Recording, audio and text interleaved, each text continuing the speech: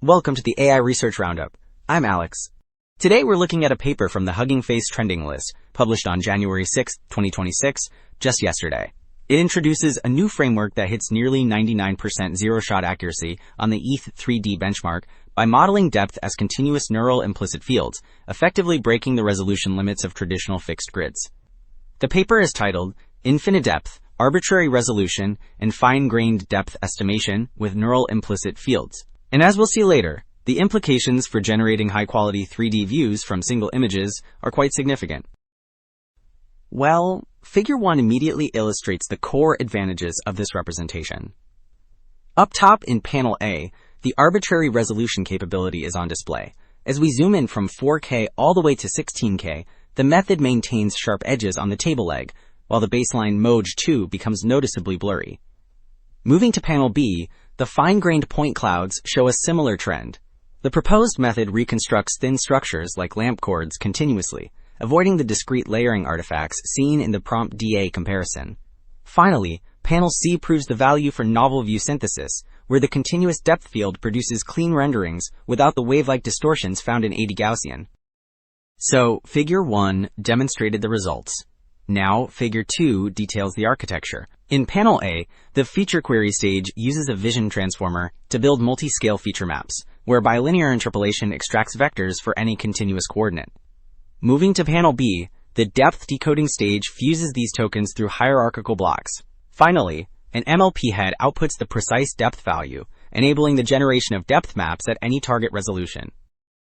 Alright, Figure 3 explains a key benefit termed infinite depth query. On the left, Panel A illustrates the geometric problem with standard per pixel prediction. Notice how the camera rays hit the red ground region at a shallow angle compared to the blue wall region. This causes the ground to be sampled much less densely in 3D space. In contrast, the method uses the strategy linked to Panel B. Because the depth field is continuous, the system can perform sub-pixel queries with adaptive weights, ensuring that both the slanted ground and the vertical wall receive uniform point coverage.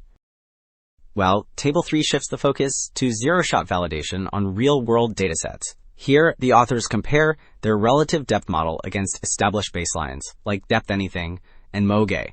Looking at the bottom row, the method performs exceptionally well on the ETH-3D benchmark, reaching an accuracy of 99.1%. It also maintains strong results on Kitty and Diode, confirming that the implicit field approach generalizes robustly to natural images.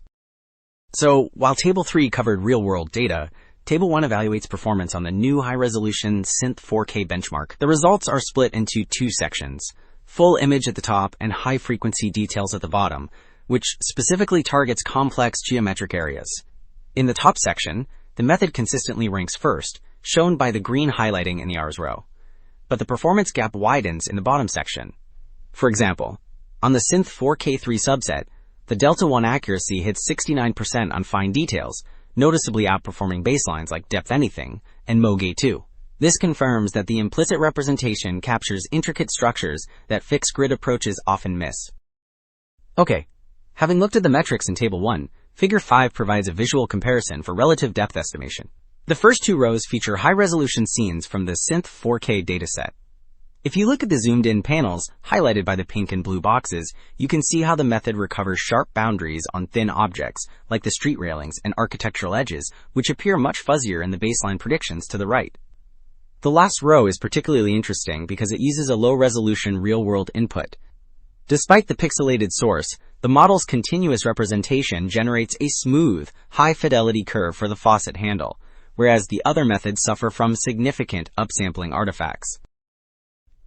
Wrapping up, two key takeaways stand out. First, modeling depth as a continuous implicit field breaks the dependency on fixed pixel grids, allowing for arbitrary resolution and superior detail recovery. Second, this approach significantly improves downstream applications like novel view synthesis, producing cleaner 3D reconstructions with fewer holes. That's it for this episode of the AI Research Roundup. I'm Alex, thanks for listening.